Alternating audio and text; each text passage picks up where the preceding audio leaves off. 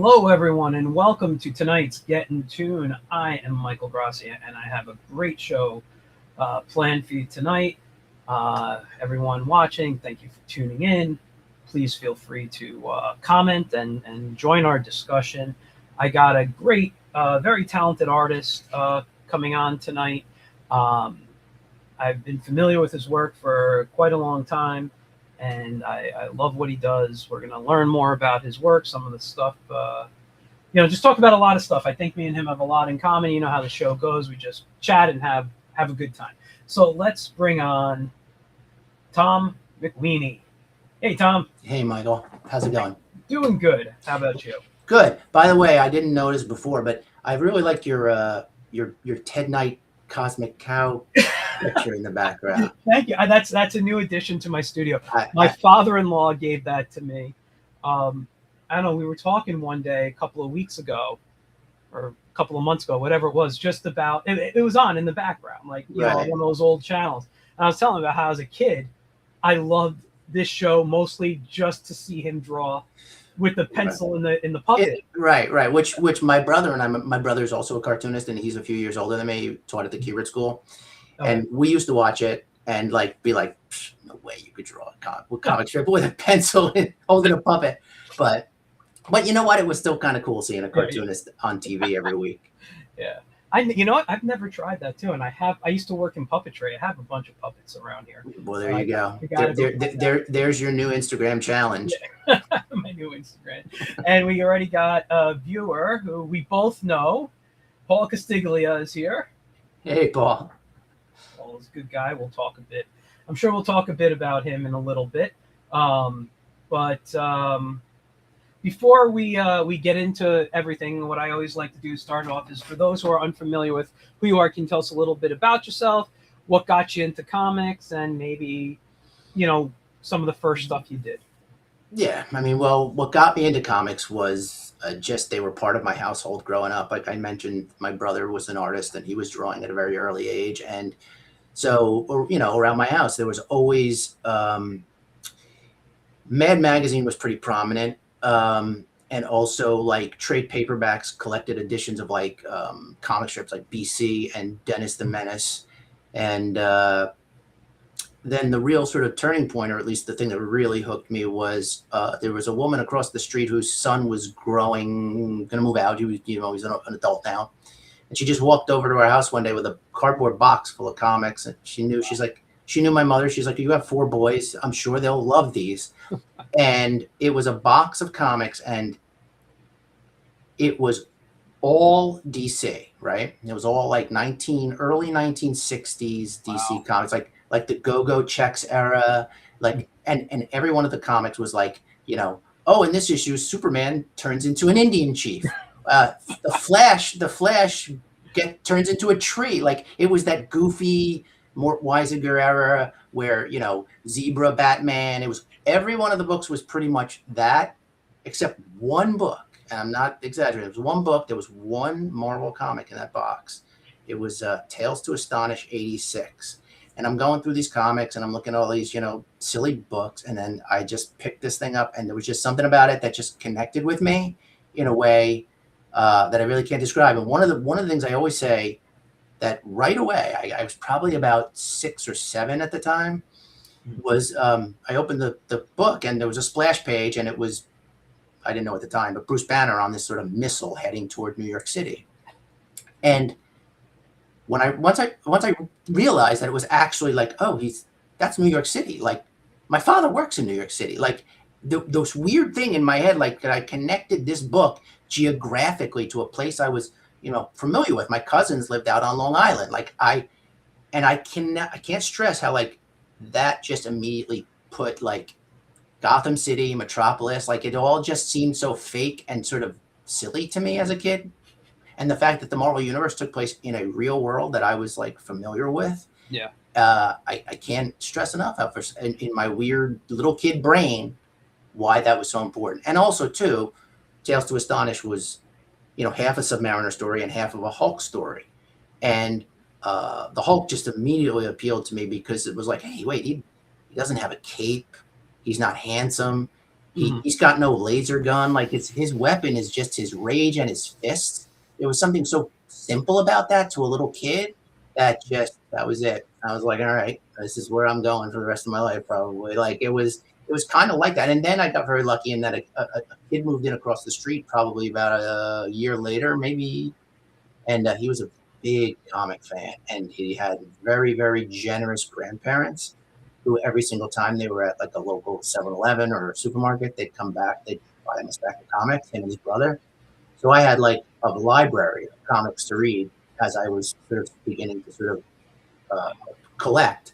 And he was way into Spider-Man, and I was way into the Hulk. So we both sort of, cross-pollinated. Well, he got a little bit of everything. Like I didn't have enough money to buy a lot of stuff, but he got a little bit of everything.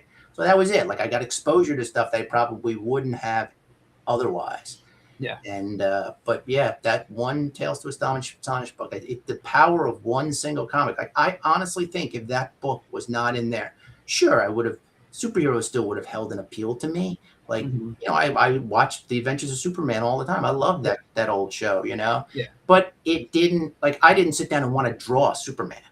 Like, not that age anyway. But as soon as I saw the Hulk, like, I wanted to draw this guy. Like, I wanted to, so like, that's really kind of where comics started. Yeah. And then of course all the other stuff, like the Sunday funnies in the newspaper. I love them. So that was sort of the big, the basis of it. And of course, Saturday morning cartoons. I mean, I took it all in. You can see it in my work because my work is so varied.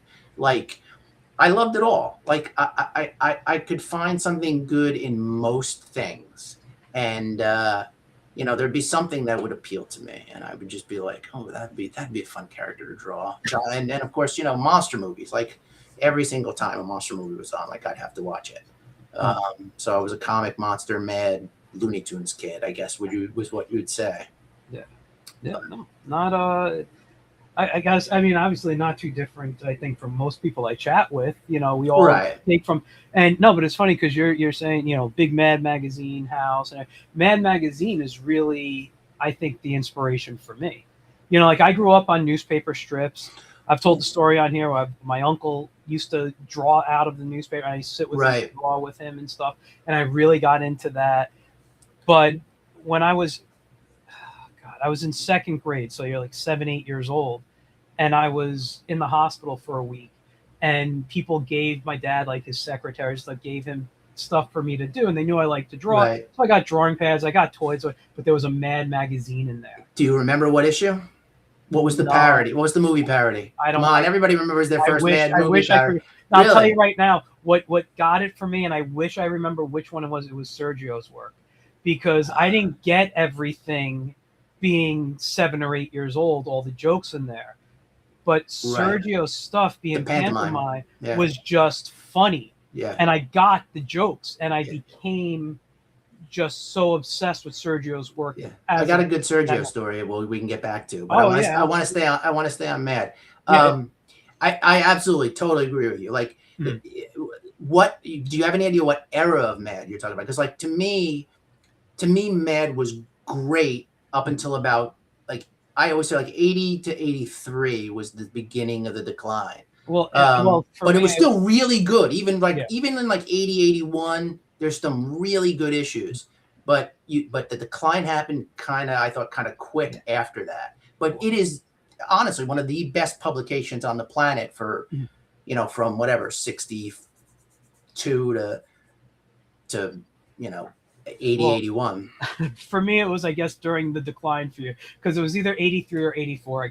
You still might have gotten, like I said, there was still some good ones, without a doubt. I mean, and then occasionally there would be like because Mort Drucker was still doing the movie satire, so there'd still be like, even in the mid 80s, 86, 87, like there'd be like, oh, Mort nailed this one. Like it just, the consistency of it, I thought, started to kind of, wane a bit. Yeah, and I remember when we'd have those like scholastic book fairs in school, I'd always buy like a Mad collection, the little small books. And I don't have any of those anymore, but I loved those books. I had a couple of those as well. I had a whole variety. Like I had a couple of the Spy versus Spy ones. I had a couple of the Sergio ones. I had the Captain Klutz, Don Martin. I had, a couple of the ones that just reprinted stuff directly from the magazine, like Mad Frontier or Burning Mad. Or I had a couple of Al Jaffe ones. Like they were all great. Like they were all. What was interesting is like they were all so distinctly unique in like the comedy that they were doing. Like it's just not talked enough about. Like there was that Mad documentary that recently came out. I don't know if you saw it. No, I haven't. I've heard It's of it though.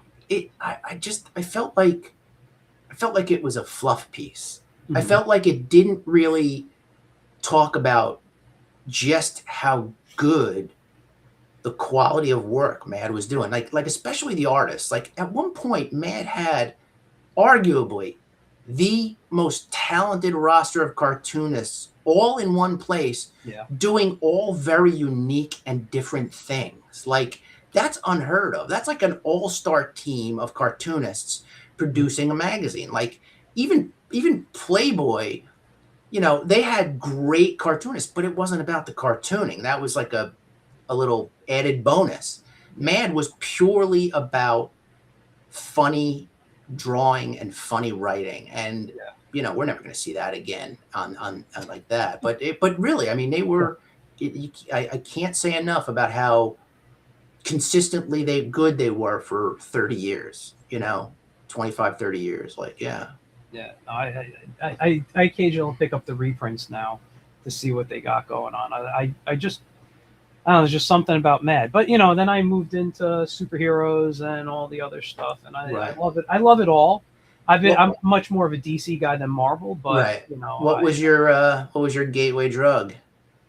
Like what was the first comic you really read that you went, this is really good? well, my cousin had comics, Right. and that's what it was.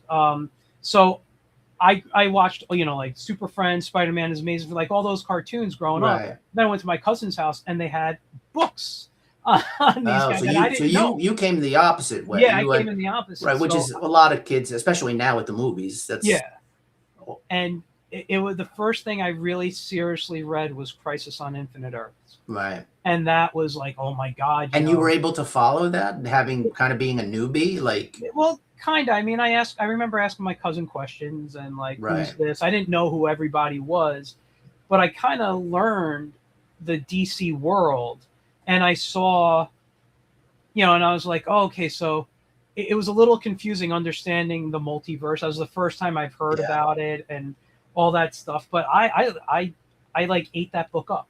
yeah, I was like this, and because I'm a big Superman fan, so I was like, oh, same, this was a Superman story. yep, And well, I mean, others in there, but it was, and I knew some of the, obviously, I knew Batman, I knew the Flash, I knew right, characters from the Super Super Friends Friends, cartoons. right, So but I didn't know them to the level they were written. I right, watch the Super Friends and they're goofy, right, and then I read them like, wow, this is a much more interesting right. take on them. Yeah, this So isn't written for 8-year-olds. yeah, I was 10 years old in '86. Right, So things were going over my head, but I was learning, and I mean, I right, reread it. I have like 3 copies of the trade in different formats, right. and No, it was a great book. yeah, Like it was. I remember, yeah. I read. yeah, I wasn't like adverse to DC, yeah, yeah, yeah, but no, I read. yeah. It was pretty mind blowing, that book. And then in '89, I started collecting, and my first, I wish I remember the numbers. My first Marvel book was a Daredevil and a Spider-Man. So we're going, oh God, I think it was summer of '89. I started collecting. Okay. And then for DC, it was a Secret Origin, Teen Titans, like retelling of Nightwing story Okay. of how he became Nightwing. And then I was a Batman annual, so it was a Secret Origins annual, and I was always a Dick Grayson fan, so Okay. I loved that with the Teen Titans, Yeah. and honestly, bigger Dick Grayson fan than Batman.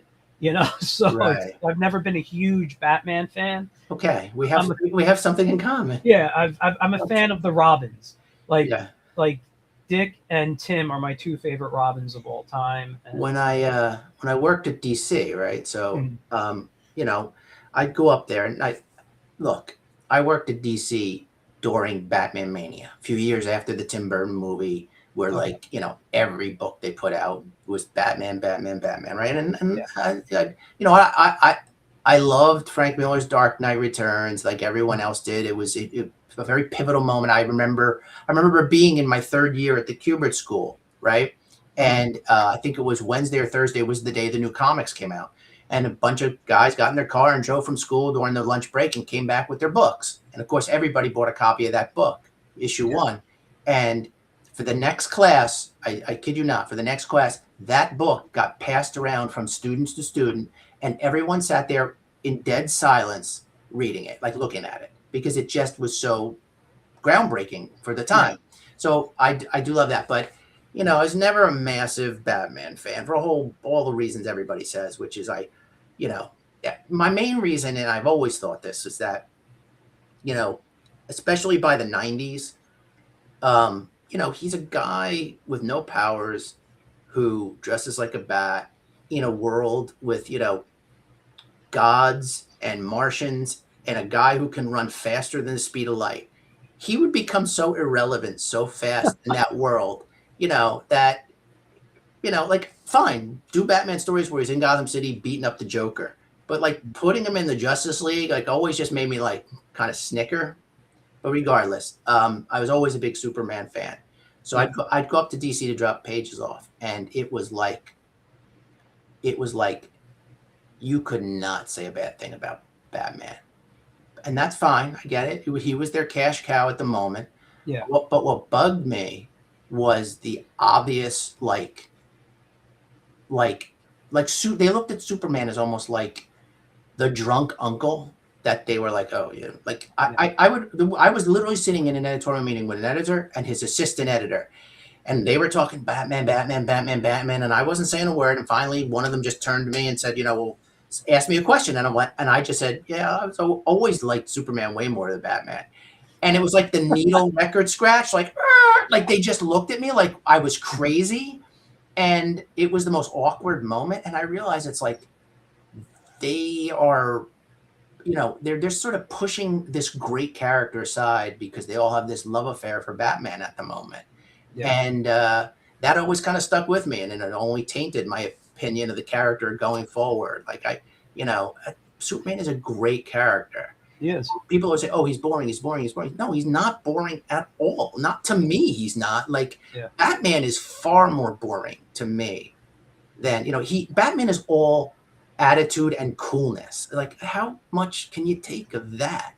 You know, like, it's just, oh, okay. Oh, he's being a badass again. Like, oh, great, way to go. You know, it's like, so it's whatever. You know, I know I'm probably going to take heat for this, but I don't think not for me. I mean, I kind of feel the same way you do. I mean, I look at Superman. He's kind of, sure, he's got all these great powers, but he really just wants to be a regular guy. He does. You know, like, I remember talking to someone about the what was that show? The Lois and Clark show that was on in the 90s, right?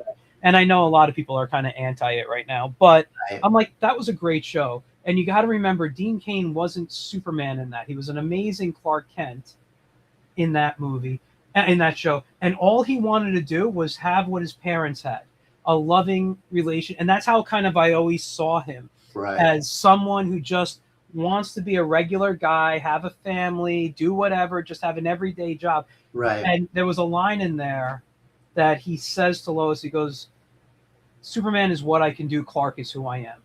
Or something along, and that's how I always saw it. Like, Superman is just, it's a part of him, but it's not who he really is. You know, I one of the things I really liked about the most recent Superman movie was it showed, and this has been showed in the comics before. It wasn't it wasn't groundbreaking, but they finally put it in a movie in a way that was much clearer than any other version of Superman, which is how hard it really is to be good and just and right when you have to deal with everyone around you who's not being that way. Like, it isn't just like he walks into a room and because he's so godly and has all these powers, everyone just goes, well, whatever he says, we must go. We got to go with. Like, if he's being good, we have to be good too. If anything, that movie kind of showed that there was almost like a little bit of like a resentment toward him because he was like that, especially from Lex Luthor, which I thought made a lot of sense. Like, it was like sure, Superman can fly and Lex Luthor hates that, and he's bulletproof and Lex Luthor hates that. But what he really hates about Superman is he's so good, and he's genuinely good. And I always said that is a great dynamic in a character, like, much more appealing to me than a lot of, and I'm not just going to harp on Batman, a lot of other characters, but he was always, Superman was obviously my first superhero love. And for me, that's kind of why I think I always leaned more towards DC than Marvel, because growing up, I've always felt, and I know things changed in the in the 80s, especially with Crisis, and what do you get? You get the Judas Contract and all these kind of little darker stories and whatnot.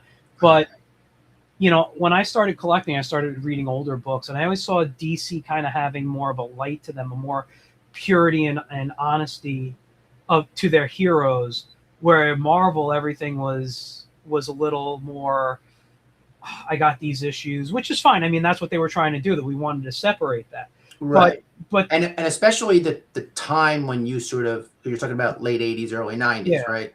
Yeah, there's a change going on there. Yeah, and what I liked, I mean, because don't get me wrong, like Marvel, I read Spider-Man regularly. I was an X-Men collector. If Peter David, when he wrote the entire Hulk run, I had like all his Hulk run. I loved that. Right. But I always went to DC, and I just felt I liked that more. They're more heroes I could look up to. Because I didn't have to deal with the problems that, in the old book, Spider-Man, he had allergies. I have allergies. I have a tissue box next to me right now because my life has been hell for the last 3 days. Right. But what's interesting is that everything you say is true, right? You jump on Marvel at a period where they're sort of getting a little darker, but by like the mid 2000s, that had actually completely reversed, where like DC had just gotten so ridiculously dark, like around 2010, like the storylines in that, I couldn't read them anymore. Like, it was just like, oh, the Joker is essentially Hannibal Lecter at this point. Like, and the fact that nobody will just kill him. Like the Flash would just go like, you know what? I'm just going to grab him and run a couple 1,000 miles an hour and just turn him to dust. Like, because this guy is like, he's a rabid dog. He needs to be put out of his misery. And that was another thing that made me really start to kind of like go like, I just can't read DC anymore. Like they're tiptoeing around things that you just can't tiptoe around. Batman would have eventually just killed him. Like so okay, Superman has a little bit more moral background than Batman. But Bruce Wayne eventually would have just gotten sick of this guy to the point where he was just like, you know what? I'm just going to take him out somewhere. I'm going to kill him, and no one's ever going to find the body. But no, he's just running rampant. Like I said, like a rabid dog, But yeah, it's like both companies are kind of like, back and forth. Yeah, I haven't read a lot I'll be honest, like probably since, I don't know, 2000, maybe 2012, I kind of stopped. Right. Was that when did the new 52s come out? Was that 2012, I think? Bad with dates. I would say it was definitely later than 2000, because it was way later than 2000, because 99 was when I left Wildstorm, and it was a few years after that. I was like, I'm going to say. No, go ahead. Sorry. No, I'm just guessing at this point. I don't really want to guess. Okay. Well, I remember giving that a try, and the only story I really enjoyed was the Etrigan storyline they did. The Demon. Yeah, I think it was called Etrigan and the Knights of the Demon was the book. Right. And I read that, and then they stopped the run, and then they stopped the new 52, and I just was like, I'm done. I'm done with DC. Marvel wasn't keeping my interest, and by then, I basically went complete indie, and I started reading more indie books, whether it was like Image, Boom, things that were on Kickstarter, friends of mine, whatever. And I started reading more manga, and then I started collecting collections of old books, not just like trades of whatever, but like I got like strips and collections of like I'm looking at a Mandrake the Magician collection I have not Right. far from me. So I started rereading all those type of things and going out and buying the older stuff. And Yeah, yeah. I mean, I have those same things. I have I loved the kitchen sink Dennis the Menace books were Mhm. phenomenal. Oh Like yeah, I wish they would have continued with those for maybe like 4 or 5 more volumes yeah, until you hit about the 70s, and then the strips. But for 20 years, that was the best standalone comic strip next to Peanuts on the yeah. planet. Like the art was phenomenal. Oh yeah, yeah. Um, but no, I think that's a very valid point. I'm not. I don't really read much superhero stuff anymore. Occasionally, I'll see a trade or pick up a trade, but most of the stuff I buy is like you said, like indie stuff. I'll be in Barnes and Noble or a comic store, and I'm like, "What's this? Like, this Yeah. looks interesting." Like Murder Falcon was a great graphic novel. Headlopper I really liked. Both of them were a lot of fun. I read a good portion of Saga before I lost track of it. Michael Fife's books are great. Mhm. Cobra, I love that book. Like, yeah, there were a lot of fun.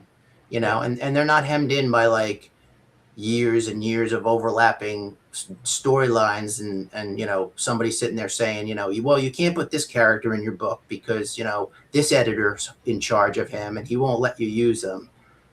We ran into that when we were at DC. Yeah. Each editor is allotted a certain number of characters at Mhm. DC. I don't know if it's still that way, probably not. This was 1991, Mhm. 92.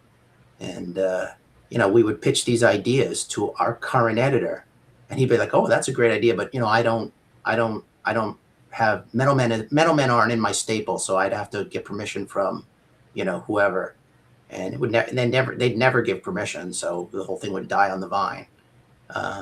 Yeah, it was DC was interesting. By the way, Yeah. you mentioned Etrigan. That's the book I worked on for a year. I worked on the Oh, well, D. I was going to ask you. You mentioned DC a couple of Yeah, times. I worked on the Demon with it on for a year with Rich Hedden, and it was what it was. It was a steady paycheck for a year. Rich clearly did not love it, so he was not putting his heart into it. Or and it was a lot of work. I think we had done Roachmill and we'd done the Teenage Mutant Ninja Turtles, and every one of those books were like short runs. Like we could do Roachmill. Roachmill we did was every other month. It wasn't monthly. Okay. And the Turtles were we do like a 2-issue story arc or a 3-issue story arc. So the deadlines were a little cushier. So when we went to DC or when we got the job from DC to work on the Demon, I don't think Rich was really fully prepared to do a monthly book, and not only that, but a monthly book for a year. So it was a grind. It was hard for both of us. But you know, DC was very at the time like stodgy and corporate. I mean, I can't say in any way. I mean, I loved working with the people I worked with. My editor was great. And of course, DC did lead to Wildstorm, which was Yeah. the best job I ever had in comics. But everything was like, for example, there was a trading card set that came up. My editor happened to mention it, Mhm. and he was complaining or pointing out that he had it was a large set, and now he had to start finding artists to do cards for this set. And I said to him, I'll do some trading cards for you. Give me 3 or 4. I'll give me 10. I don't care. I'll do them. And he just looked at me like, well, but you're an inker. And I'm like, but I can draw too. And Yeah. I even said to him, give me one to try out. If you don't like it, just don't give me any more. And he was like, oh, okay. And I knew right away, like, he's not going to give me a card. And it's like, that's the kind of sort of like mentality they had. It was this I remember, this is my favorite DC story, a two-part story when I was there, Okay. to show you just how sort of like behind everything they were Yeah. versus Marvel. Marvel was like a thoroughbred racehorse out of the gate, and here was them trotting along behind Marvel. This was around 92, 93. Okay. The first story is I go into my editor's office one day to drop off pages, and sitting on his desk is a box of devil dogs, the cakes, the little cakes, Yeah. right? And right away I can see that it's like there's a giveaway in the box. It's like, buy this box of devil dogs and you get a free Marvel trading card, right? Collect all, whatever, 12 of them. And while he's on the phone, I'm sitting there and I'm like, that's kind of interesting. I'm like, I wonder if he's like, is he scouting the competition? Like, what's the story here? I got to know, right? So he gets off the phone and I go, hey, Dan. I was like, what's the deal with the devil dogs on your desk? And he goes, ugh. He kind of puts his head in his hands. He's like, my mother sent me those, right? And I go, oh, really? And she goes, yeah. She wants to know why DC can't do the same thing, right? And it made me laugh because it's like, yeah, back at that point, it's true. Like Marvel was getting all the merchandise and stuff, like, and it was like just such a typical DC thing, right? So then jump ahead about 4 years, and I'm at Wildstorm, and Adam Hughes comes out to work on a Gen 13 story, and he's at the studio, and he's living at the studio to finish the story, and we became kind of friendly. He's from New Jersey, I'm from New Jersey. And we're both around the same age, so we had a lot in common. So I'd go over in there and I just, chew his ear off and talk to him for a while when I was taking a break. And he had sketchbooks lying around. And one day I pick up this sketchbook and I'm flipping through and there's all this great Adam Hughes work. And in the back of the sketchbook, I see this drawing, and it's Jeopardy. It's Jeopardy, and it's the 3 podiums, right? And on the left-hand side is Wonder Woman. On the right-hand side is Catwoman, and in the middle is Supergirl. And Supergirl is just standing there holding her buzzer up by her head with this big, like, grin on her face and her hand.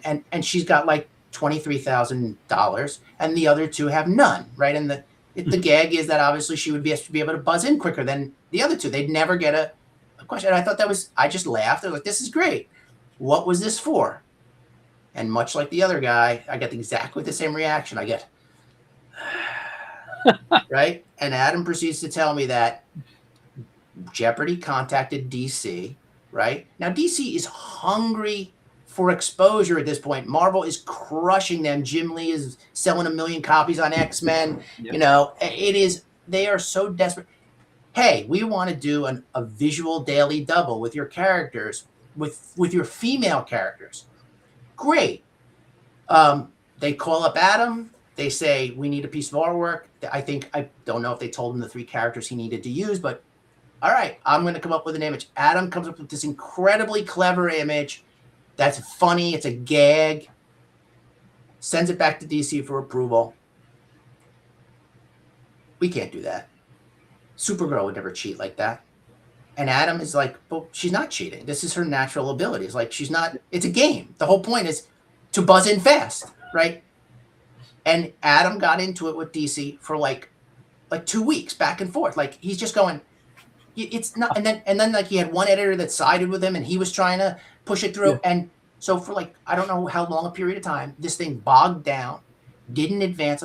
Eventually Jeopardy called up and said, like, just, forget it. Like, because that is like DC in a nutshell in that time period. Like, it was just like, it was like turning an ocean liner. Yeah. Everything was slow and by committee. And I mean, now all comics is that way.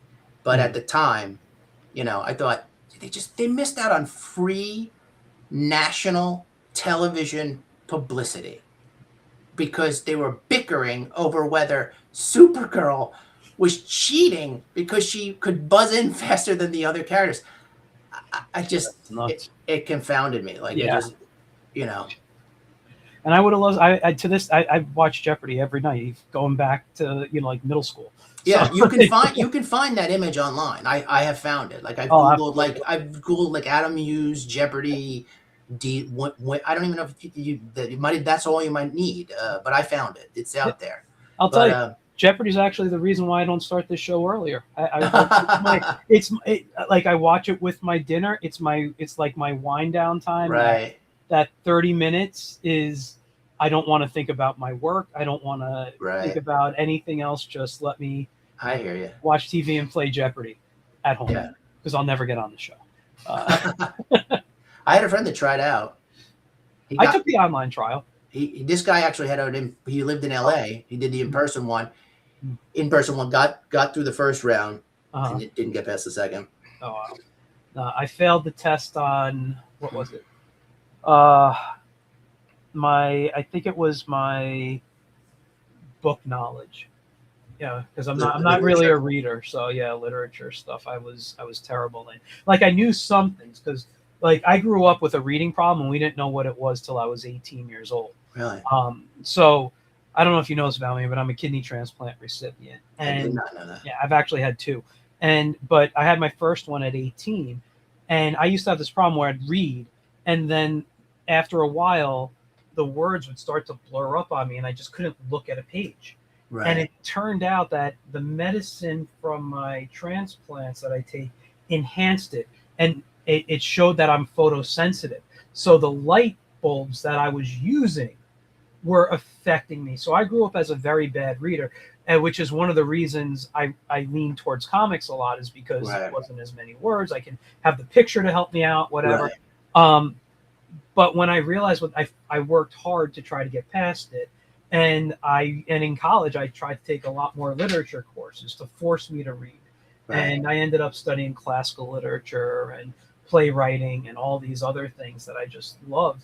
But I probably wouldn't have done that if I didn't have my transplant to know Right. that, otherwise maybe today I'd still be like, what the hell's wrong with me? Yeah. Yeah. So, No, that's interesting. I had no yeah. idea. Yeah.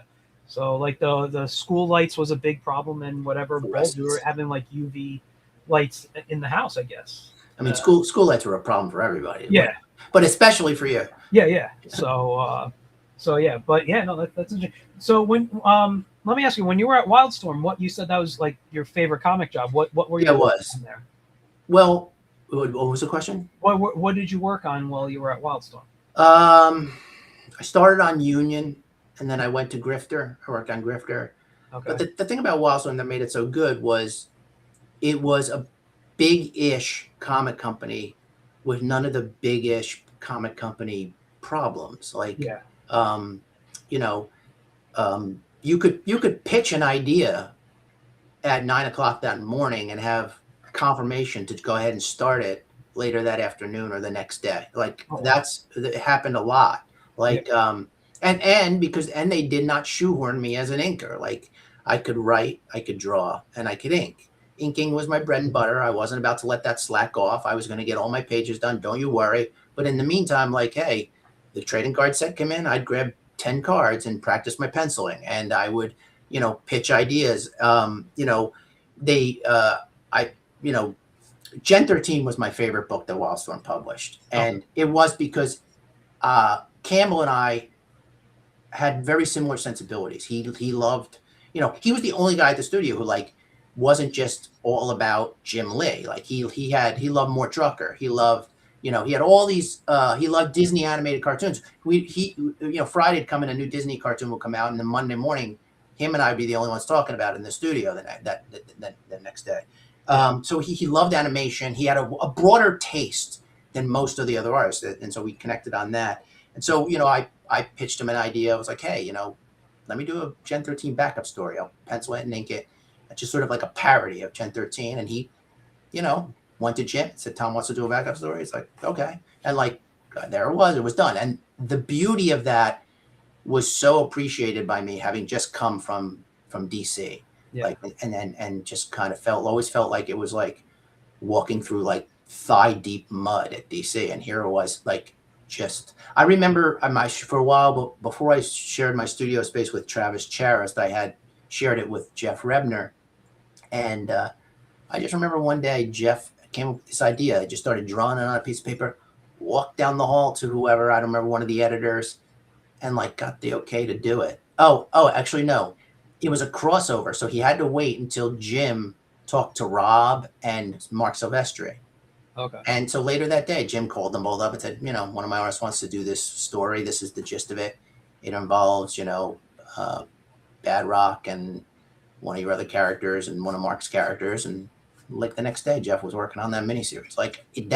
That was the beauty of it. It was very much wide open. And, when I was working on, Battle Chasers,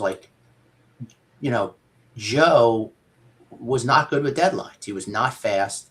And so I'd get downtime, and so my editors would say, what do you want to do? So I'd be like, well, I always wanted to do, a Christmas story. All right. What do you got, any ideas? I was like, Gen 13 would make a great Christmas story. We could do them as little kids.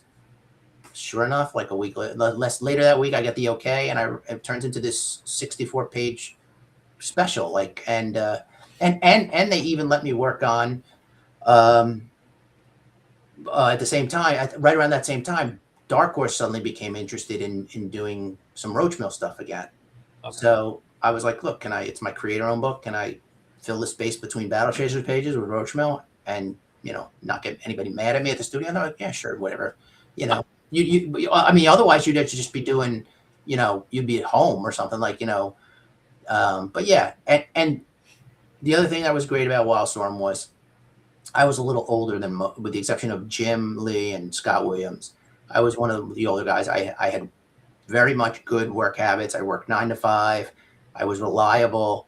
I could, I was going to get what you needed done. And so they recognized that right away. So I was one of the few people who was coming into the studio at 9 o'clock in the morning. Most of the artists didn't roll in until there was one group that would come in around like 11 or 12. I mean, then there was another group that wouldn't come in until like 4:30 or 5 and basically do night shifts over the really young guys. They were all night owls. So they'd come in at night, but I would be there when all the editors were there. And so, something would come in. Who got it? Yeah. I did. So there was tremendous steady flow of work for those first 3 years. Like if I had any downtime, I'd just walk down to the editor's office. I'd go to Sarah Becker. What do you got for me? Well, we have this pinup for this swimsuit issue. You want to do that one? What about that one? Is anybody inking that one? No one's inking that one. I'll take that one. Like you couldn't ask for a better, like a better professional situation and a better sort of creative situation. Like it was kind of the perfect storm. Unfortunately, I got there literally right as the sort of roller coaster was peaking. As a matter of fact, I was there, I think, 2 weeks when Jim called what became kind of known as the meeting. And he called us all in. And I'm like, hey, this is great. Hey, everybody, we're working for Wildstorm. And then he calls this meeting where he's just literally laid out like how much they were losing month to month per book. And, the handwriting was on the wall. But that's another reason why I grabbed as much work as I possibly could those first 3 years, because I was like, you know what? I'm going to milk this cow because it's not going to last. I knew it. I was like, Yeah, I was recently in a situation like that. God, what was it? So we're in 2026. So 2022, I started a job at an online art academy. I was the 2D faculty supervisor. So I oversaw all the artists that taught there. Right. And the company's no longer in business, not by any fault of their own, but by their parent company. But they were just bought out like as I was starting. And I was like, I even remember talking to my bosses and I'm like, listen, we were bought out by these guys. I'm just starting. Usually things change. Am I going to see anything? And they're like, no, everything's going to be great. They're just going to handle this stuff. We're doing this. The reason they bought them was because they were one of the top 3 online art academies in the U.S. Right. And they wanted to incorporate, because they're a European company that bought them out and everything. Anyway, if you look up the name, you can see the lawsuits and stuff, which isn't 100% true because I know more of the truth. Right, because you were there. I was there. And I won't talk about stories that aren't my stories. Right. But I will say this. I remember in July of 2025, they said in August, your guys are going to get your hours cut. I'm like, oh, crap. Then they said in September, you're going to get your hours cut. Then they said at the end of August, everybody is leaving except the original 3 owners and 1 other employee. I got to be that employee. And then the parent company stopped paying the instructors. It was a whole mess. Then I remember the dates clearly in my head now. I get an email on September 9th saying I am no longer allowed to talk to the owners as of this time.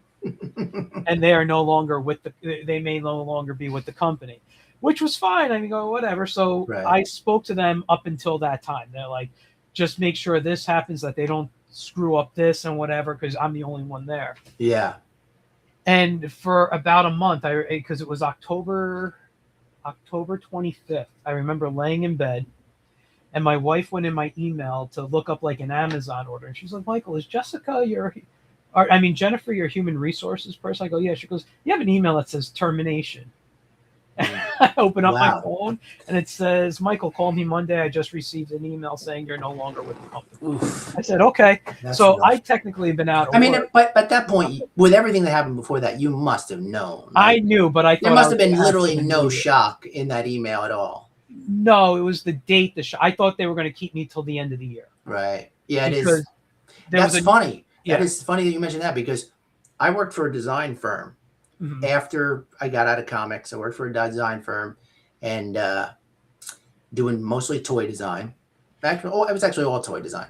Yeah. And it was a really good company. And at first, like toys were selling like crazy when I first joined. Mm-hmm. Much like Wildstorm, kind of got at that company right at the peak. And then, of course, the price of oil started going up. Toy companies started getting more picky, started moving more toward electronics. Little by little, work started to dry up.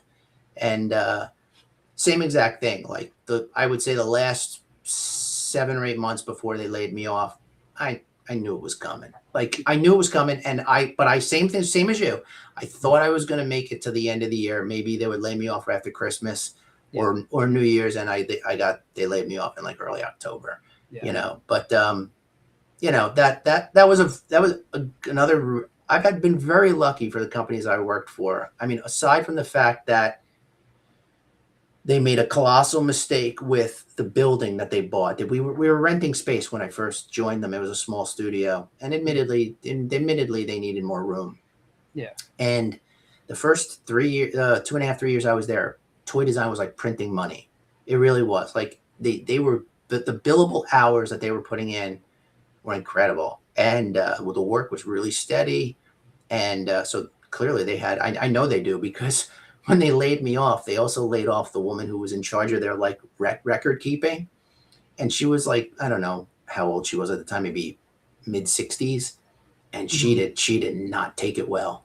And so she was also the HR person. It was there was like 9 people in the entire company, right? So she was so when I came in to like go through the process about, she was still fuming, and she went off on them about how much cash they burned through with the building, because the building became a vanity project for them. Yeah. They could have rented a nice rental space for pennies on the dollar at that point. Rental space was so cheap.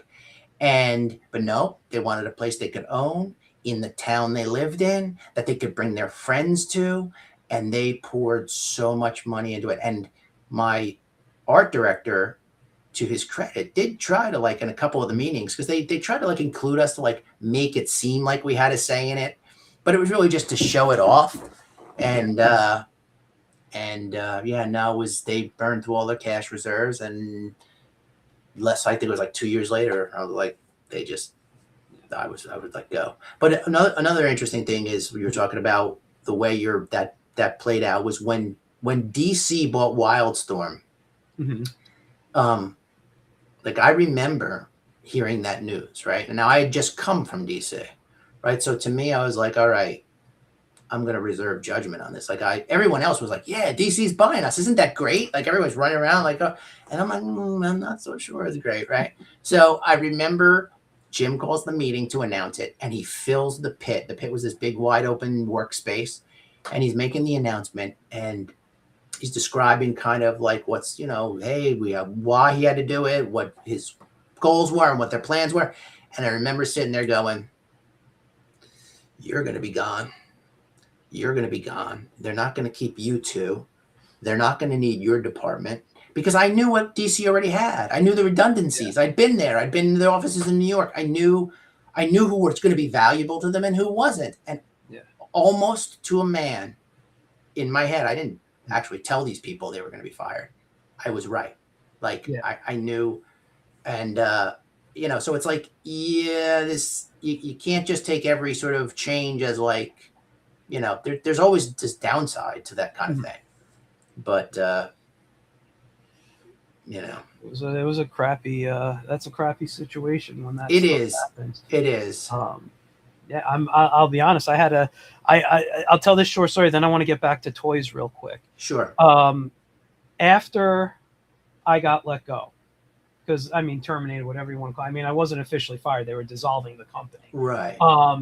So I went on unemployment, and unemployment said to me, "They're like, Michael, you're 50, and you're an artist. You're never going to work again."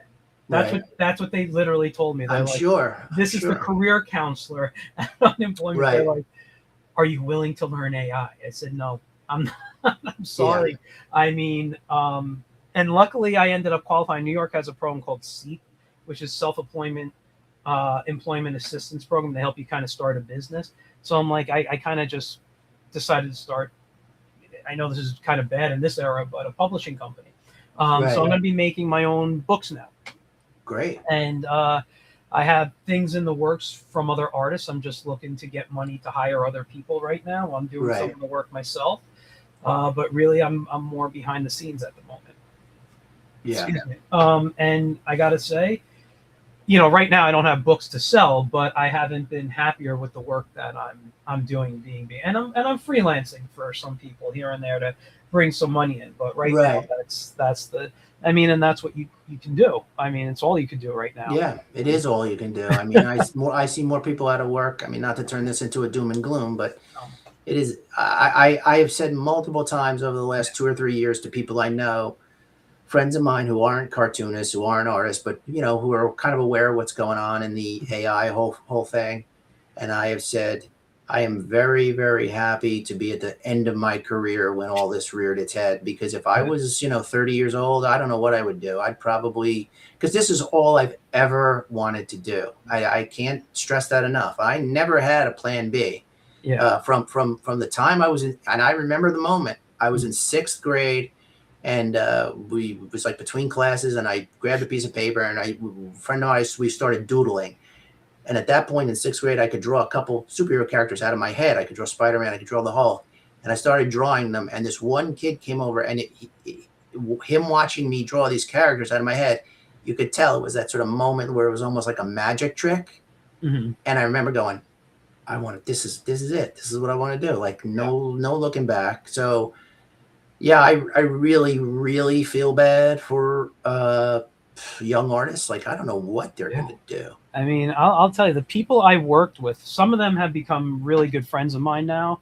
Some of the people who are the instructors, but these are people who work for Disney and Pixar and DreamWorks and Pixar just had massive firings, like and you know why they did. Like, there's no secret to it. It's not like where our movies are tanking. No, they just had a huge success with Toy Story 5. Like, so don't act like you can't afford to pay these people. It's just such rampant greed. Like, it's awful, really. I know a guy, he was one of the teachers there. Unfortunately, only taught a couple of terms before everything happened. He was creating an amazing concept art class, but he was a really talented painter. So he was teaching digital painting, but he's like amazing oil painter, all this stuff. Right. But he was a concept artist for Microsoft. And when they had that big firing a few years ago, they let go, like, I think 3,000 or 5,000 people. He was part of that. Yeah. And he was a concept artist on video games for Microsoft. I mean, and other companies that Microsoft owns. I mean, he worked on games like Call of Duty and Halo and all those like really big popular games. And he's working as a painter right now. Luckily, he's got deals with like museums and stuff. But it's it's not the same. Yeah, it's not the same. So. All right, let's get back. You said you wanted to ask me I wanted to get toys. back to toys because I don't know if you remember this, but you and I worked on a project together. Did we? Yes. I don't know if you remember. Paul Castiglia wrote a comic book for a toy product for dinosaurs. Oh, that one, the Chinese one. Yeah, and you drew the comic. Yes. And I animated your comic into. You did. Comic. So you did the anime. Yeah. Yes, I did the motion capture. That's it. Yeah. I don't know if you remember. I do. I remember that. That wasn't that long. That wasn't that long ago. Yeah, Paul's thrown me quite a bit of good. And actually, there was a period where, I was doing a lot of Thomas the Tank Engine work through Paul. Yeah, I did a lot of Thomas stuff. I did a lot of Fisher Price. I have no idea if any of it ever got made. That is the unspoken story behind toy design, which is I have boxes and boxes and boxes of drawings Yeah. that of things. This is exactly what I've always said. When people go, "Oh, you work toy design? That must be fun." I go, I said, "It's okay. It pays well. It paid well. Like no complaints." But toy companies spend more money deciding what not to make than what to actually make. They spend all this money to basically determine, well, we don't want to do that. So I've had really, really great ideas, things I worked on that I thought kids would love this. Kids, this is going to be, and they weren't my ideas. They would come to me with these ideas. I remember one of my first ones when I first started working on toy was I started working right before the second Iron Man movie came out. Okay. Right. So now you start working on toys long before you see the movie. Right. So, we hadn't seen the movie yet. But they wanted to do in the scene in Iron Man 2 where he has the suitcase that turns into the suit. So they wanted to do a role play item that was a suitcase that the kid could somehow dress up as Iron Man from the suitcase. And my art director, who was very, very good, he was a really good engineer, figured stuff out, came up with these multiple ways to have this suitcase convert to where the front would pop off and you could wear it like the chest, and then the gloves were on the inside and you'd put your hands in and they would actually latch onto your arms, and then you'd pull them out and you'd have Iron Man's gloves. It was so cool. Everybody I showed this to was like, "Oh my God, kids would love this." Kid was never got made. This is the story of my life. So few of the things I worked on ever actually got made, which is why some of the stuff Paul gave me, he gave me some packaging artwork, which was nice because they're going to use that. When you're doing cartooning for the packaging, it's going to get used. You're going to see it eventually. But tons and tons. So many I can't even keep track. I probably did more physical artwork for toy design in the 15 years I was doing it than I ever did in comics. But it pays better, and it's not, strangely enough, it's not as much of a grind as comics. It's not I didn't have to wake up be at the drawing board at 9 o'clock and work until 10:30 at night to finish a page. Sometimes I'd be done at 2 o'clock in the afternoon if it was just give me 5 concept drawings for this thing. And it's well, whenever you're done with them, you're done with them. So it was good for me physically because I had I had problems with my drawing hand and some nerve problems. So the pivot to toy design really kept my career going. That's great. And it really was. It was a lucky stroke. It happened to come along. And and the fact that there was a design firm that specialized in toy design 45 minutes, almost just under an hour from my house, that was, I couldn't, I've been very, very lucky with that regards in my career. It's just something fails and then something comes along that, I always go back to just the very beginning when we were working on Roachmill and we weren't making any money at all. And, I'd been working on Roachmill for I think 3 years or maybe 4 at that point. And my father and my mother were very, very patient, and I was still living in their house, and I was essentially breaking even would be about the best I could say I was doing. I wasn't really putting money in the bank or anything, paying for my car, paying for my health insurance, etc. And then I got a call from Eric Talbot, who works with Kevin Eastman on the Turtles. And Eric was a friend of mine from the Kubert school, sat right across from me. And he's like, "Hey, you and Rich want to do a turtle story?" I'm like, "Sure, let's do a turtle story." And then I got my first turtle royalty check, and I was like, "Whoa, you can make a living at this." It was literally, and more importantly, my father saw it. And very shortly before the turtle work, he started to very gingerly, very carefully start to say things like, "Maybe you should start looking for another job." He was not being a jerk about it. He was very cool about it, but he was gently dropping the hints that how much longer can you keep doing this? And he wasn't wrong. And then he saw that turtle royalty check, and I was like, it changed everything. And then I actually started making, decent money. But I've had many, many sort of moments like that where, when I was working at DC, I wrapped up the Demon. Rich and I kind of separated for the first time because they were offering me inking work, but they were not offering him pencil work. So I worked on a book called Damage for about a year, a little less than a year. And my editor, one of my editors at DC, Bill Kaplan, got hired by Wildstorm. And I was just at the drawing board one night and I get a phone call from Bill and he was like, they're going to offer you a contract probably in the next few weeks.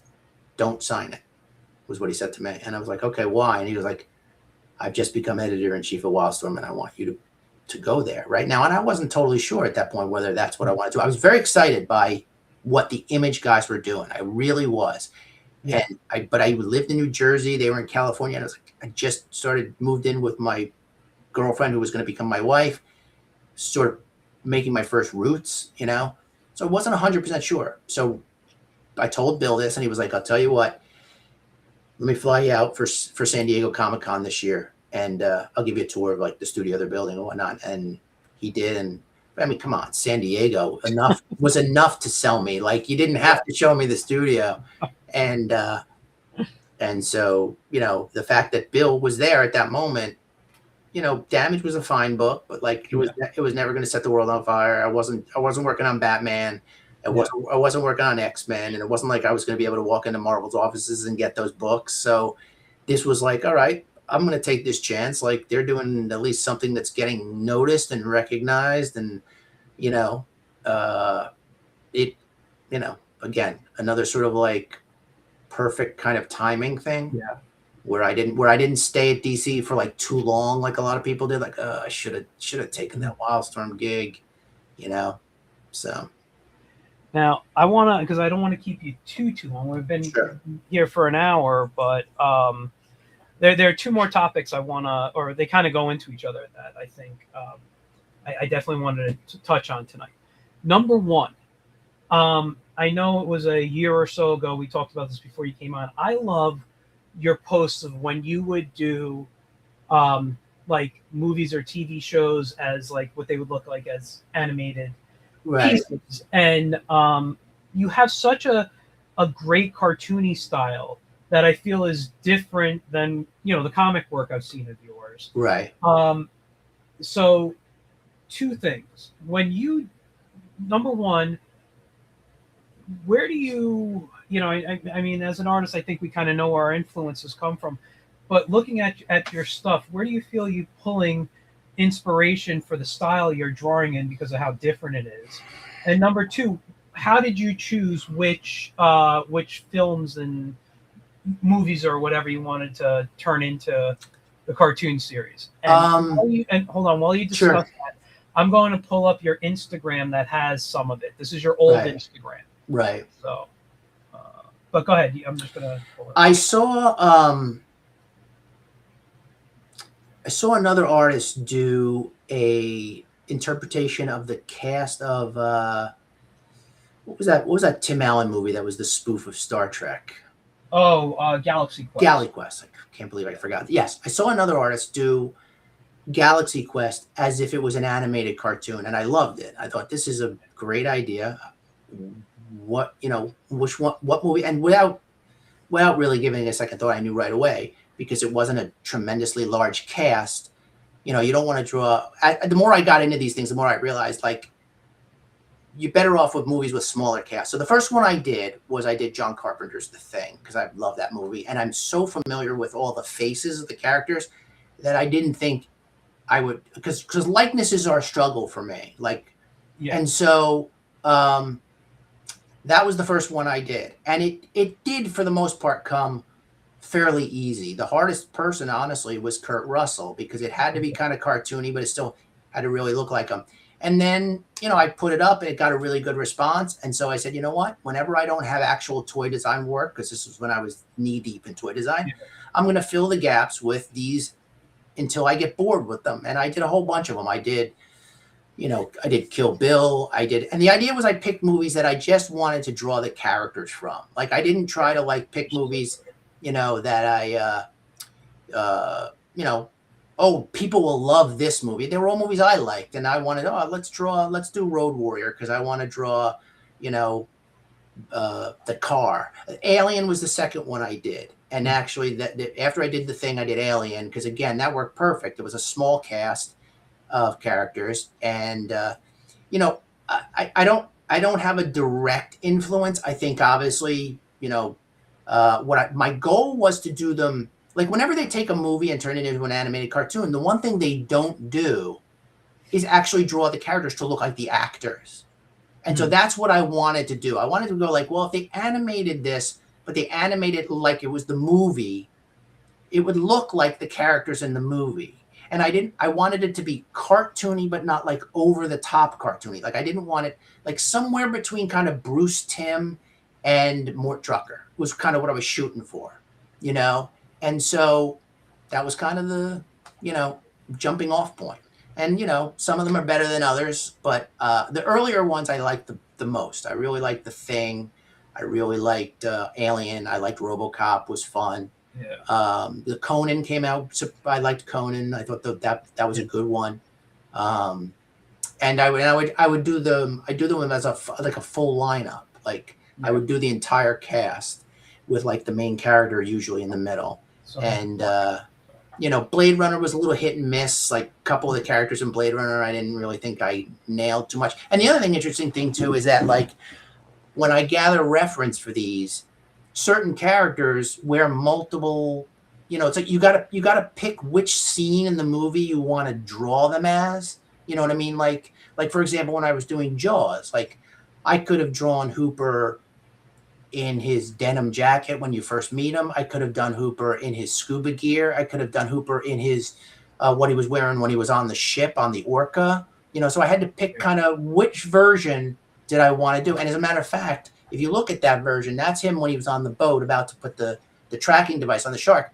I actually originally had him in in the first clothing you see him in a sketch. I had actually done it with him in his den, and it was boring. Like I'm like, nah, he needs to be he needs to be doing something, And so that's the sort of fun part about those is sort of like, which version of the character am I going to use? Like Conan, I could have used a ton of shots, any number of shots of Arnold, but I knew right away I wanted to have him in that black camouflage paint because to me that's the coolest image of him in that movie, So, they were fun. They were a lot of work. Don't get me wrong. Like none of them was done quickly. Like, and at some point I was always sort of wondering if I was going to revisit them or not. I still might. But there's no real movie. This was a fun one. This Raising Arizona was fun because it was, and I got to draw the kids. Like I got to draw the kids, so that was fun. Kind of going through the movie and kind of freeze framing and going like, what's that kid wearing on his head? Like, but plus I love that movie. So yeah,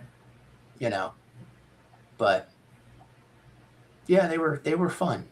And I think you've got a you're really good at likenesses. I mean, you're saying well, again, you're seeing the final result. Like I can tell you the ones that were really hard. There was somebody in the Road Warrior lineup that I can't remember who it was that I struggled with. There was Mel Gibson was hard because he was handsome. Like there's not a lot to draw cartoony. So luckily I found the photograph of him with that exact like angle, like with his head tilted back, because the direct front views of him, like it was like, that guy, the guy with the strangely enough, one of the more cartoony guys, the guy with the spyglass. He was harder than I thought he was going to be, and I remember kind of struggling with him. And then the woman who I thought was really going to be tough, I got kind of got on the first shot, the first sketch. The other guy was hard too. The guy next to her was. So it's like you're seeing the final result, but I would spend, I would do it until I felt like I had gotten them. Yeah. That guy in the end was a lot of fun.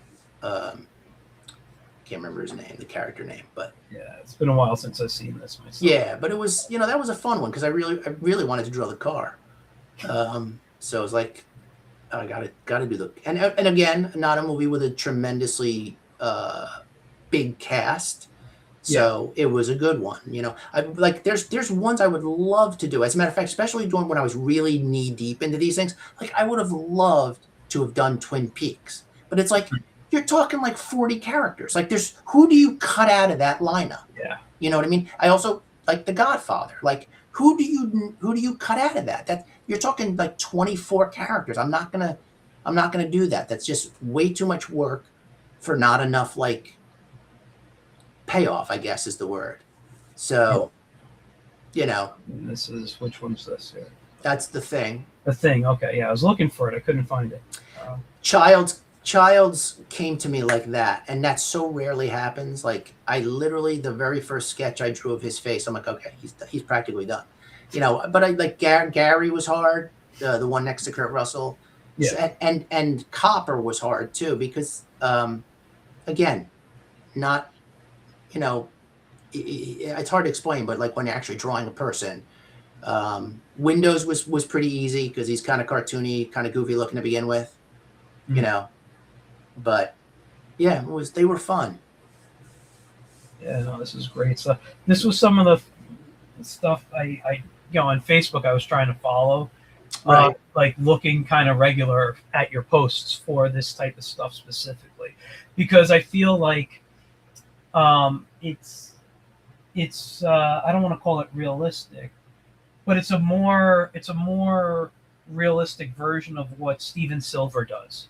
Yeah. I felt, you know, it's Yeah, like I said, I was, and strangely enough, Bill Ray, who worked on Ren and Stimpy, saw some of the ones I posted, and he reached out to me. And this was when Mad Magazine was canceled, right? So Yeah. Mad had gotten canceled, and he still knew the guy who was sort of like connected to it loosely, and he knew a guy in animation at Warner Brothers, and so he was like, you know, hey, if I use your artwork, how would you feel about like pitching to Warner Brothers, kind of like a half-hour show that was literally like the Mad movie satire. So it would be a 30-minute show that's a satire of a movie in the way that Mad would do it, and I'm just going to use your artwork to kind of like give them an idea of what it might look like.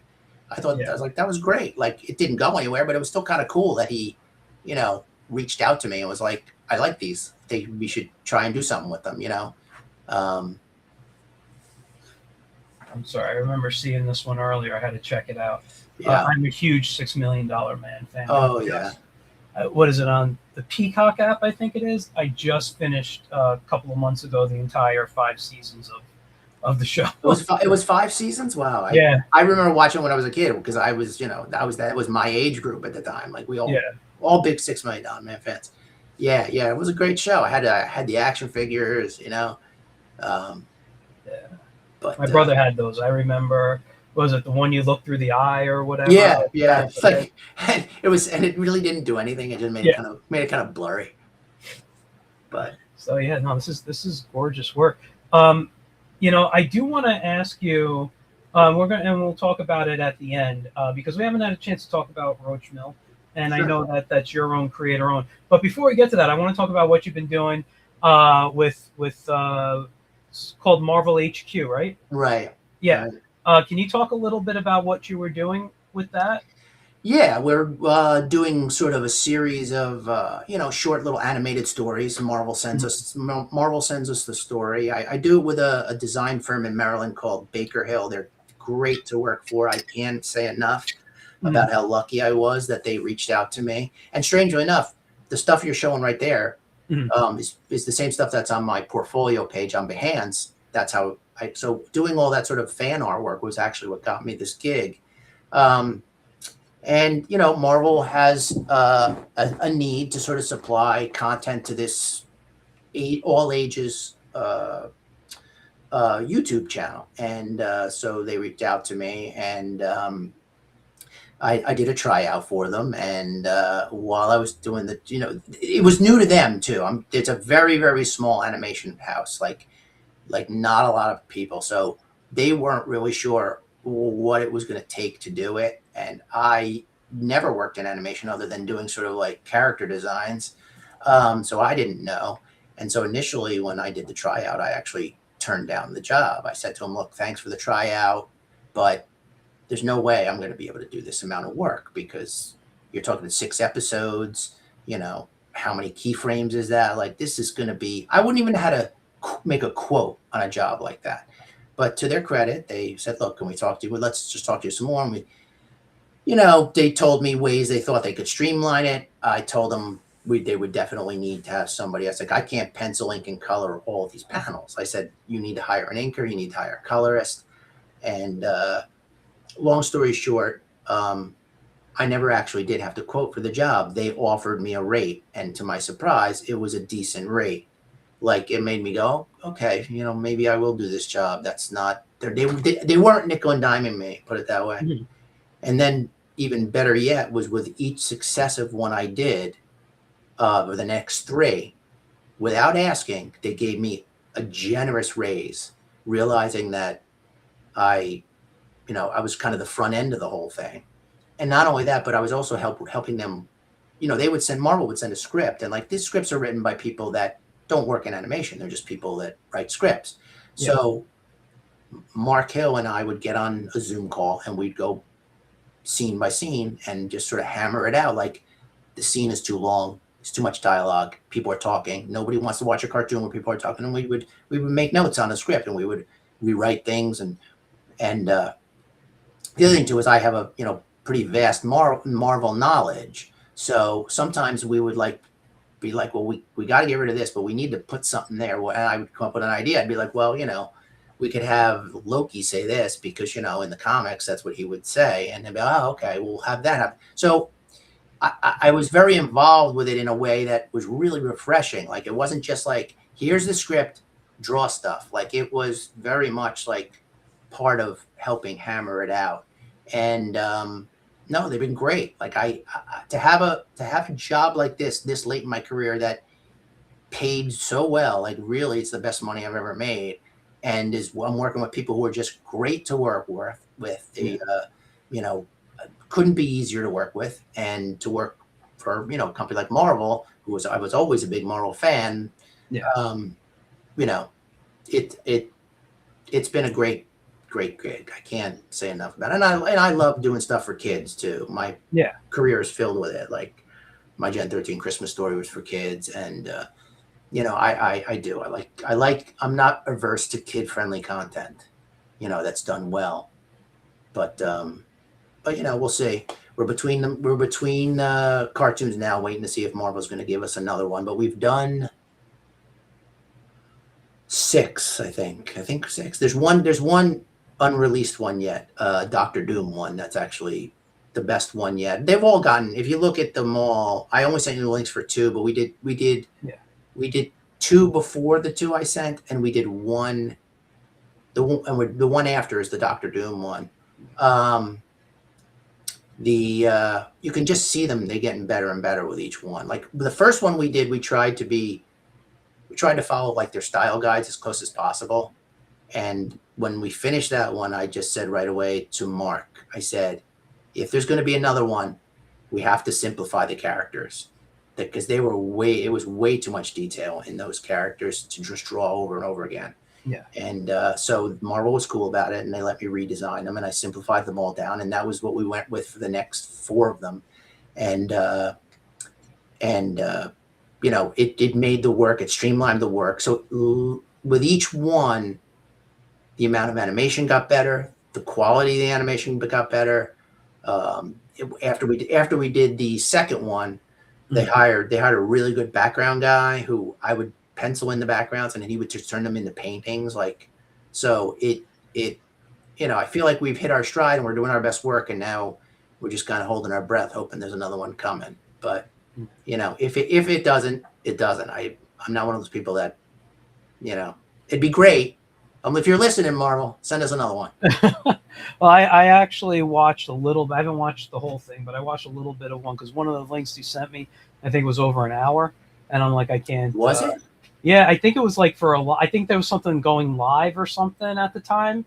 I must have sent you the wrong link then. Oh, I don't know, but I enjoyed it. I watched. No, they're all. I think the longest one we did was 13 minutes. Okay. Like, and we did them in episodes. So each episode was like 3.5, 4 minutes, and each one of them was like, usually 6 episodes. I think the last one we did was the short. They were longer episodes, but there was only 3 of them.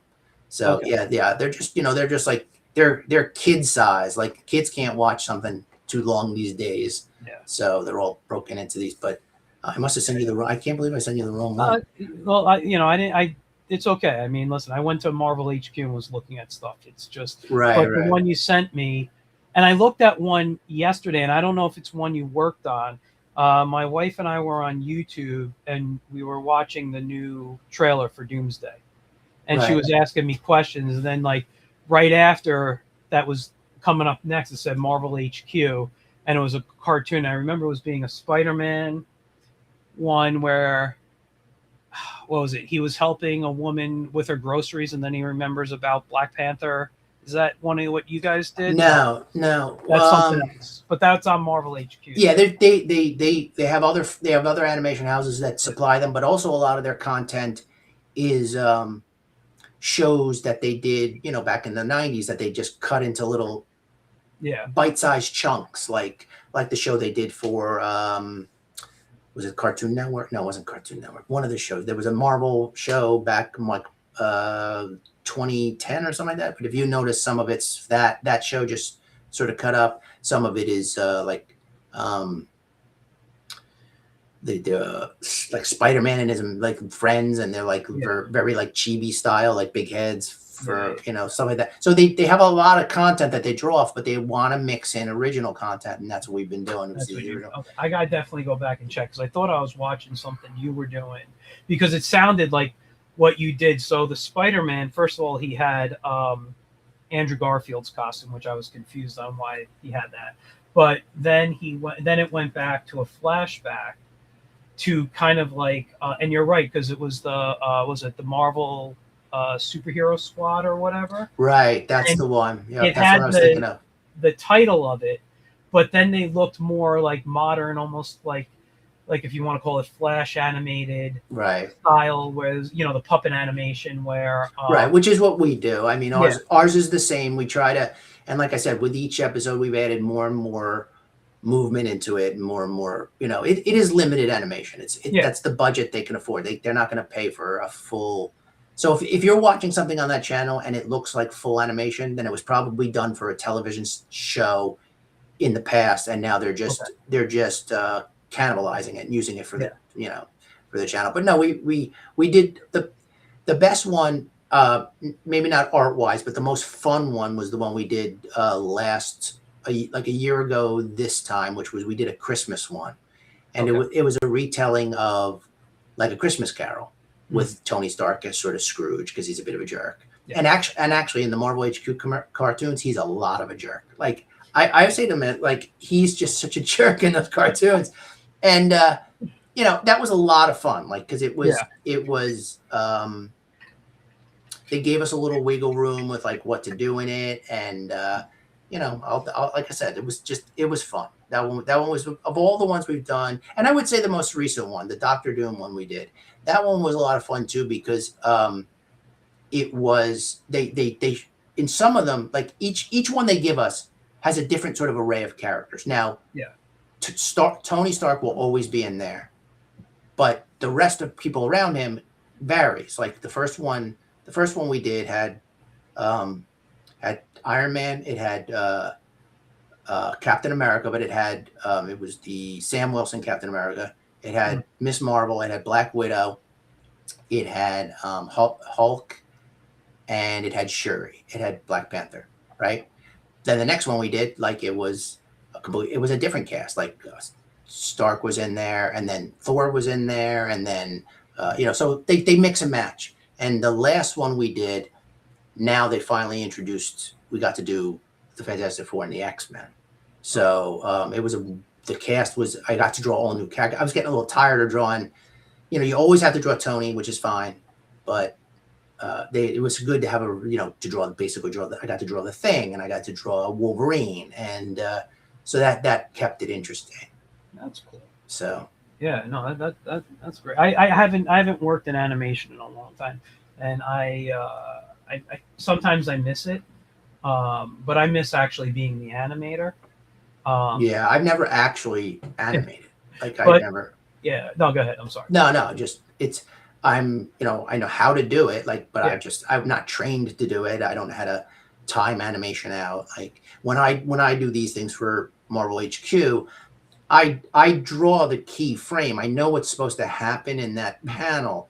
So what I'll do is, as you said, since it's sort of like cut and paste animation. So for example, say it's, Spider-Man and Spider-Gwen, I know they're going to be talking. So I'll draw a couple different heads, and I'll certainly, and if a character gestures in the scene, like if Spider-Man goes like, oh, I'll draw different arms, but there's another guy that kind of he'll fill in other stuff.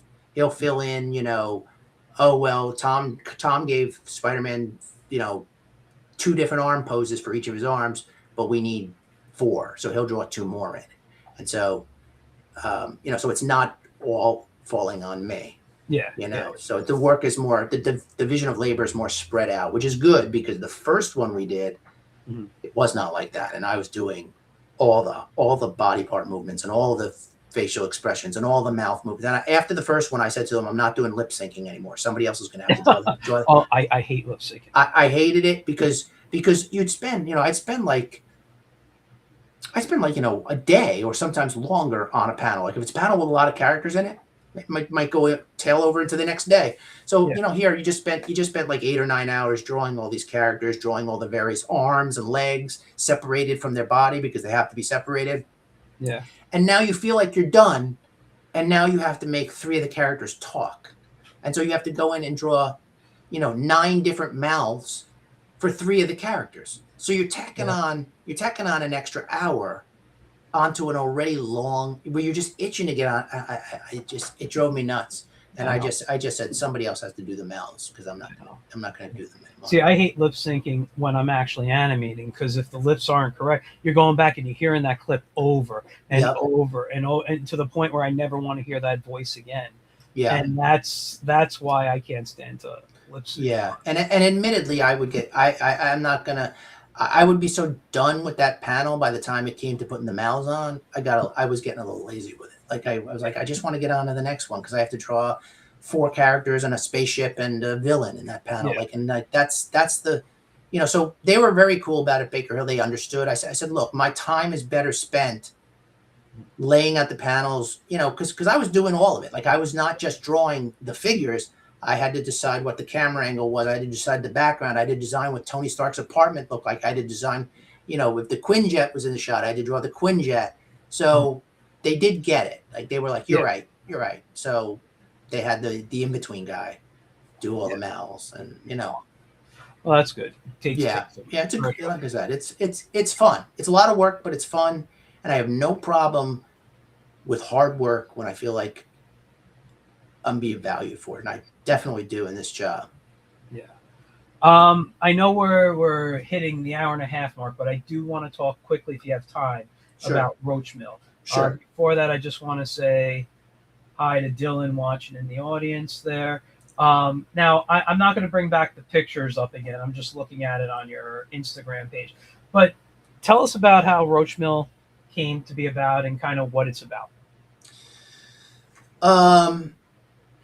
Well, I'll tell you how it came to be about, because the idea was kind of where it all formed. But while I was at the Kubert school with Rich Hedden, who was my partner in crime on Roachmill, and the main creative force behind Roachmill, I can't say otherwise. We were 3rd-year students. We were heading toward graduation, kind of plotting what our course was going to be. And, this was 1986. So comics were really changing. And from 83, 84, the independent companies were coming up, Comico, First Comics, Dark Horse. Obviously, there was the success of the Teenage Mutant Ninja Turtles. So there was a sense that you didn't necessarily have to walk out of the Kubert school and get a job at Marvel in DC, which is great, because Rich and I, neither of us were good enough to. So we were like, look, we kind of had the same sensibility. Rich had a great sense of humor. He liked his favorite comic of all time was The Spirit by Will Eisner. I liked The Spirit. I was a big fan of that. We both were huge, but on the other hand, we were both huge fans of Frank Miller and Daredevil. So we had a lot of crossover pollination in our thought. And so we were just like, hey, let's work together, right? And he said, I'll never forget, he's like, hey, I have this one idea that you might like. And he showed me a drawing Roachmill, right? Dressed in all black with the insect arms. And I look at it and I'm like, okay, so like, what's this all about? And he's like, well, it takes place in the future. And he said, and he's a pest control guy, right? An exterminator, right? And I'm still not quite getting it. And he's like, I'm like, he said, but the only difference is in the future is like you can hire an exterminator to like come to your house and kill the bugs in your basement, or you can hire an exterminator to come to your house and kill your annoying mother-in-law, right? And right away I was like, oh, that's genius. Like I was like that's just so bizarre. Like, and so then I was like, okay, and we just started talking about it. Like, what else can we do? Where do we go with this? And what I began to realize as Rich talked about it was a little bit of a reaction to characters like the Punisher, and to some degree the stuff Frank Miller was doing in Daredevil, and what later became, where he really did it in Dark Knight, which is just grim and gritty, but also with Rich's tongue firmly planted in his cheek. And it's almost like, well, what would be the natural progression of somebody like the Punisher, which is like, he's a murderer, he's going to be, but in this case, we created this scenario where what Roachmill did was legal. You could hire him like you would hire a plumber or an accountant to do a hit job. And I don't know if you're familiar with the movie District 9. I never saw it, but I know of it. Okay, well, I'm not. There's no way to put it mildly. I'm not going to say it's a ripoff of Roachmill, but without question, the writers of District 9 were familiar with Roachmill, because the premise was essentially the same, which was aliens come to Earth, and of course, we don't know what the hell to do with them, and so they become kind of like stuck in camps. Like, well, what do we do with these creatures? And eventually there's riots. This Extermination Act is put into effect, and it starts off that exterminators can be hired to kill just aliens, and then over years the rules of it sort of soften, and then it becomes this other thing. So that's sort of the basic jumping off point. And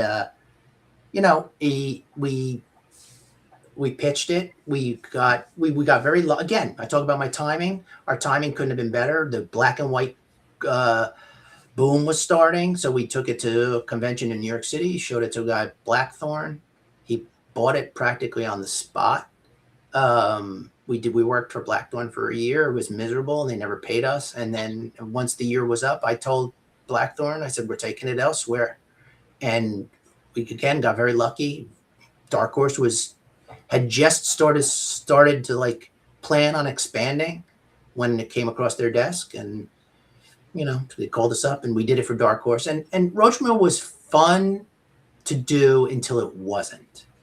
That's the way the only way I can, like, it was a lot of fun, but it's not, I don't want to begrudge people who are fans of it, but it was not a great book. It was a book done with a tremendous amount of enthusiasm by two 21, 22-year-old kids. We were kids. We walked out of the Kubert school and we were like, hey, we're doing a comic. And so it's at times incredibly self-indulgent. Like, there are just things like Rich would come up with an idea, and regardless of whether I should have sat there and go, that's a really funny idea, but we really shouldn't put that in the comic. Because, like, it went in. Like, everything went in. And, and it made the book kind of bonkers and kind of schizophrenic. And, Rich just started going more and more and more cartoony and more and more and more parody.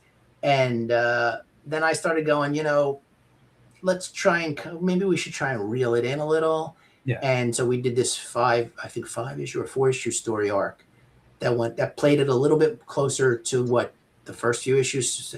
And Rich was not happy doing those. And then it just kind of, and not only that, on top of that, we weren't making any money.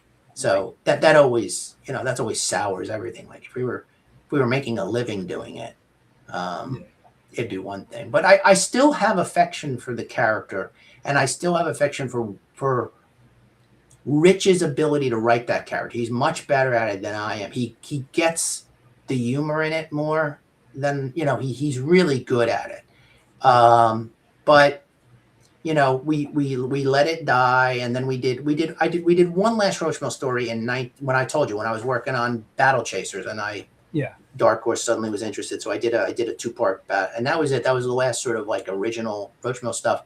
And people that are very much cult fans of Roachmill who say like, hey, are you guys going to do more Roachmill stuff? And I'm like, very, very hard to do Roachmill in this day and age. I think the parody of it is lost.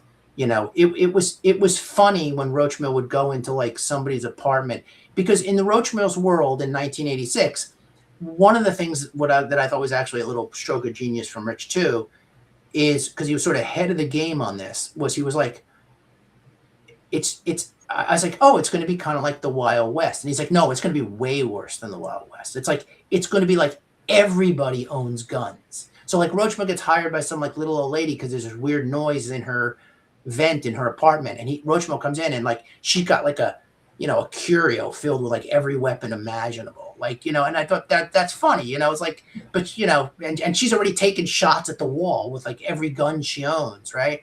So it's like, I thought that was you can't do that now, like, because that's the kind of the world we live in, it's like, the gun violence is just so out of control that it's like, it's not funny. All the dark humor has now become just real darkness. So, and I'm not saying there isn't a Roachmill story that can be done. Rich has actually, we've talked about it. It just never seems to get off the ground because we're kind of both in different places at this point. Mm-hmm. And we've come up with like one or two that could be done, but it just never seems to quite to work out. Like, but I love the character. And there one last thing on Roachmill before I go. There was actually talk of a Roachmill movie at one point, right around 99, 2000. It was actually 2000, 2001.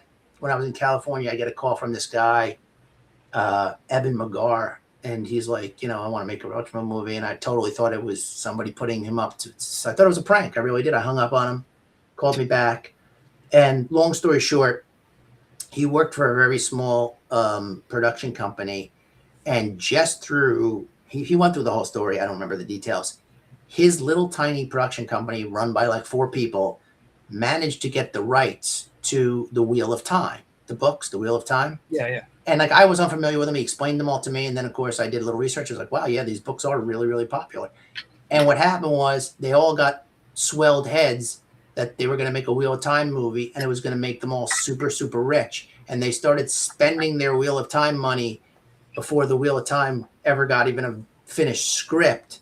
And one of the things that he always wanted, to his credit, one of the things he always wanted to do was make a Roachmill movie. So he was like, I want to make, so we talked about it. We did, you can see on my Instagram page, some of those sketches are from the Roachmill movie. The stuff we pitched to them about like, but it never got past like just talking to this one guy. Although actually, no, I'm sorry, it did. I lost it. I had it on a disc somewhere, but he actually had a guy sculpting the insect arms because they wanted to do them as a practical. Sorry about that. No problem. Oh, that's weird. All right. Sorry. That's all right. Let me close out of that. All right. Sorry. Yeah, they wanted to do them as a practical effect, and they had a guy working on them. And that was kind of what, and then at the very, very end, just before it really fully died, he said to me, why don't you do a treatment, like a rough breakdown of what the movie would be? Or he said, or write me out like a scene. Write me out a scene that I can use to pitch to investors. And so I did. Rich was not interested in doing it at this point. I was like, I'll do it. So I wrote what I thought would be a really cool opening scene of a Roachmill movie, and it had all the humor in it, and I do it. Still this day, I still like I'll go back to it and go, this would make a great fucking scene. Sorry. That's okay. And not for kids anymore, no. And I sent it to him and never heard from him again. Oh. But I kind of had the vibe that it was falling apart. Yeah. And I knew it was like because now we were like 3 years or 2 years into it, and I heard nothing about the Wheel of Time movie. So I you know, and I'm assuming they probably got the rights for like a year, which is usually the standard. Sometimes 2 years they'll sell an author, 1 or 2 years, and I'm sure he just bought the rights back, and now they were stuck without that Wheel of Time money that they were so counting on, you know. Yeah. But you know, no, I mean, I have a soft spot in my heart for Roachmill simply because I owe kind of everything to the beginning, to the way that played out. You know, like got me to Dark Horse. Dark Horse eventually got me to DC. DC got me to Wildstorm. Like it's jumping from rock to rock is what I call, you know. And the comics industry was very small at that time. People don't realize. So you could work on a book for Dark Horse and like be really surprised at a comic convention when somebody from Marvel would come up and be like, "Oh yeah, I read this. It's pretty funny." Like, you know, like another artist, you know? Yeah. So, you know. Yeah. Yeah. Wow. Different times in comics. Very, very, very different. Very different back then. Wow. Well, you know what? I think we should wrap it up. I kept you a lot longer than I thought I was going to tonight. Yeah, no problem. Listen, no, it was fun. I thoroughly enjoyed chatting. Yeah, it was great. I definitely want to have you back on. We didn't even talk about your time on Battle Chasers, which you did some work. That's what you're best known for. Probably, yes. Yeah. And I could tell you, I got some good turtle stories too. Mirage was very interesting. Yeah, and I never got to my Sergio story, but I'll save that for the next time. Oh, absolutely, yes. There's a lot. We'll book you soon again. All right, no problem. Thanks for having me, Michael. Yeah, absolutely. Yeah, thanks for. Where can people find you? Where's the best place? Your Instagram or? Yeah, Facebook. I'm on Instagram. I don't post as regularly. Facebook is still the one I think that I'm the most social on. Like it's the one I post the most regularly, and I engage a little bit more on Facebook. Like if people comment, Instagram seems very cold to me. Same with Blue Sky. Like I tried to warm up to Blue Sky, and I can't get any traction at all on that site. So it's like I get bored with it, and I'm like, eh. And you know, I have a portfolio on Cara. I don't know if people are familiar, but it's just that's another one. Like it's a great site. It's very easy to use, but people don't really comment on Facebook. People comment like it's more like a talk, like, hey, this is great, blah blah blah. Which, you know, the other sites it's all like, you know. Yeah. And so I don't feel the connection to those sites. But Facebook's the one I have the most fun. But if they want to follow me, Instagram's fine too. You know. All right. Well, you know, you're Tom McWeeney on Facebook. On Instagram, you're the same, right? Right. Is that your new one or your old one? Your new one is Atomic Weenie. Yes. Yeah, your old one.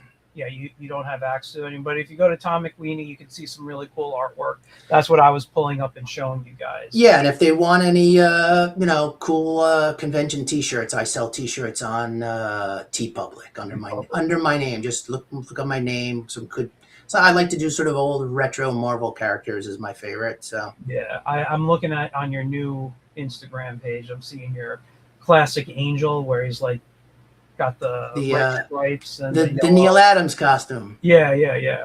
Probably his worst costume ever. I know, but you know what? I like that. I do too. That's why I drew it. I did all the Neil Adams costumes. I did. Yeah. I did Marvel Girl. I did Cyclops with the more narrow visor, and I love doing that. You know, the sort of retro looks. Yeah. It's fun. And then I also like doing like obscure characters that I've like never drawn before. Like I did, you know, Blastar, and I did Dragon. I like Fantastic Four villains. The Fantastic Four had a great lineup of villains, so I did a bunch of those. You know, they're just fun. And you know, I see your Gigantor piece here. Yeah. You don't see a lot of people drawing him. No. That's cool. Yeah, listen, we can start a whole nother conversation. Yes. I gotta let you go. Yeah. All right. Thank you for coming on. Thoroughly enjoyed chatting. Yep. Definitely have you back. Everybody, just type in Tom McWeeney on social media. You'll find him. That's not hard to do it. Yep. All right, guys. You have a great night. I'll be back next week with another guest. I don't remember who right now, but I'll let you guys know as soon as possible. All right, you guys. See you later.